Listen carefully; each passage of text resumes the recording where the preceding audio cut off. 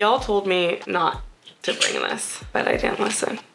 When trying to figure out what gear to travel with, it can be really tempting to bring your entire studio or at-home setup with you, just in case. Trust me, I get it. I've been there and I have lived with that mistake. We just got back from an amazing month-long trip in Europe, and prior to going, I had all of these grandiose ideas of creating so much incredible content and using all of my gear. And so I packed accordingly. But unsurprisingly, I did not use a good chunk of the stuff that I brought with me, which meant that not only were we lugging things around as we went from country to country, city to city, but we paid about $300 in extra or overweight luggage fees, and also kind of overcomplicated our customs and security checks, as it seemed at every turn my gimbal flagged something going through the x-rays. So that is why I am making this video. I am hoping that it prevents you from overpacking on your next trip. I'm hoping it will serve as a reminder to myself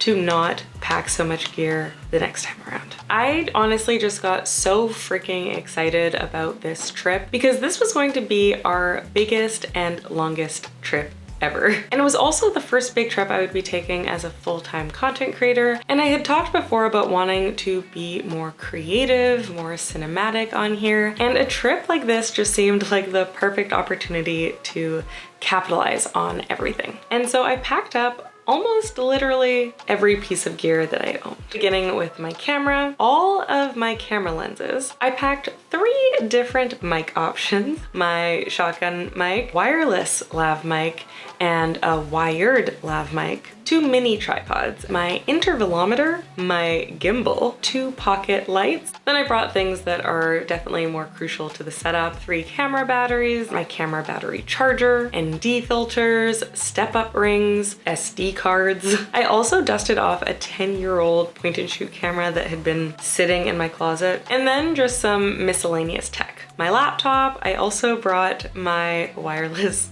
Apple mouse. I brought my iPad, USB hub, 2 hard drives, 3 portable chargers, of course a bunch of other chargers to plug into the wall, and my headphones. And I also brought 2 different camera bags: my Peak Design sling bag and my Gata bag here. And believe it or not, I was actually incredibly intentional. I thought that I was going to use all of this stuff, but I think my expectations had just been a bit skewed. I think I was approaching it a bit more as somebody who would be a digital nomad, somebody who was living somewhere perhaps and working kind of full-time while they were experiencing a new place, when in reality I was truly going on vacation. So here is what I regret bringing: items that I did not use once. They just took up space and weight. First up, y'all told me not to bring this, but I didn't listen. I actually defiantly carried this from country to country, convinced that on the next stop that I would have the time to take my gear out, balance my camera on this, and shoot something cinematic and magical. Instead, the reality was that this just got packed and repacked every single time we had to go through customs, because it just set off alarms of some sort every time it went through the scanner. Like, this maybe looks like a weapon, but every time our bag got pulled to the side, Darren and I just looked to each other and we're like, gimbal. It's the gimbal. And I think the main reason I didn't use it is just because it wasn't convenient and I didn't have time. I was talking about my gimbal on Instagram, and it was nice to know that I wasn't really alone in this. Somebody had responded that their gimbal was like a very expensive paperweight that they pulled out like once a year. And actually that sounds pretty accurate, because I've owned this for about 2 years now and I've only used it twice. Like, this thing is heavy. We just had no business lugging this around Europe. Next, my mics. I had no business bringing 3 mics with me. The only mic I actually used on this trip was my wireless lav mic. In my head when I was packing, I did have a purpose for all 3. I was going to use my shotgun mic more when I was kind of on the gun vlogging and wanted to capture more general audio, but I found that it was just too bulky and I wanted to be as kind of inconspicuous as possible, so I just never really pulled it out. And the reason I brought my wired lav mic is it's actually one of my favorite sources of audio, and I thought, well, if I'm gonna do like a talking head video in a hotel, that would be just like the best choice. And I actually had only just purchased the wireless mic, so I wasn't really sure how well it worked, how great the audio capture was, so I wanted to have a backup. But in the end, the audio off that wireless one, it wasn't the best, but it was all right. It did the job. So yeah, that was the only one I used. Next, my intervalometer. It allows you to control your shutter, allowing you to take photos at whatever interval you would like, at kind of whatever countdown you would like. It's basically a very fancy self timer, and it is fantastic when you are looking to take photos of yourself, when you have no one else around you to press the shutter button for you. I actually use it all the time when taking like my pictures for my thumbnails, and I thought it would be really great to have on hand if I wanted to do any self-portraits or even just capture any photos of like Darren and I together. But honestly, I was never really alone for any part of the trip. So Darren and I kind of always had somebody available to take our picture. So it just sat in the front pocket of this bag for a month. Next, there was no need for me to bring two tripods, especially like two mini tripods. I actually used this one the most. I think the only time I ever pulled this one out is when this was in the other room and I was way too lazy to walk over and get it. While in theory, this one would have been like the best to travel with because this is, oops, the one that you can put your phone in or just screw in your camera to, and it's bendy and flexible. It's just a little too bulky and unnecessary to carry along with me, and this one really just did the trick.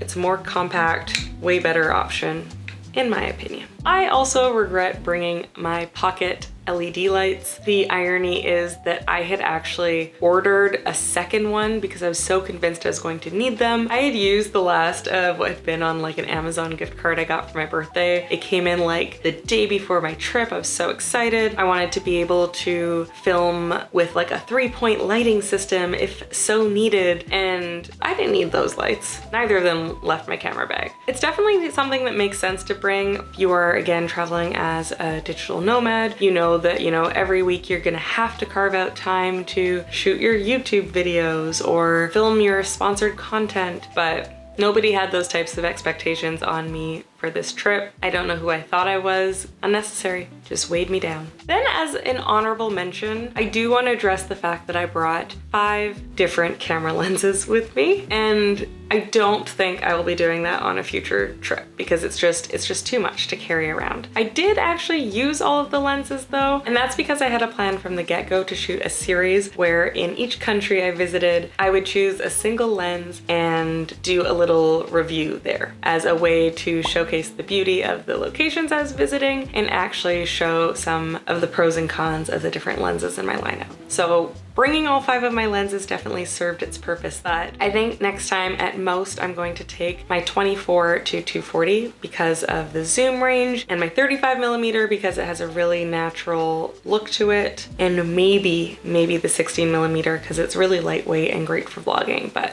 that's it, we don't need the rest. Like the 85, not a travel lens. Don't do that to yourself if you own it. And finally, I just want to share 3 things that I actually was this close to bringing, but didn't, and I am really grateful for whatever voice of reason was in my head at the time. 1, a bigger tripod. I got super hyper fixated on buying the Peak Design travel tripod, or honestly, any travel tripod for that matter, and I was convinced that I was gonna take it with us on all of our excursions, just capture a bunch of great like B-roll and photos and everything of us. I'm so glad I didn't do that. 2nd, a ring light. I've got like a small ring light, and I was like, I'm gonna bring it because it's the same like mentality or logic I had when I was packing my little portable lights, and I'm just so glad I didn't do that. It would have just been another heavy, unnecessary thing to bring. Thank you, Pastkea.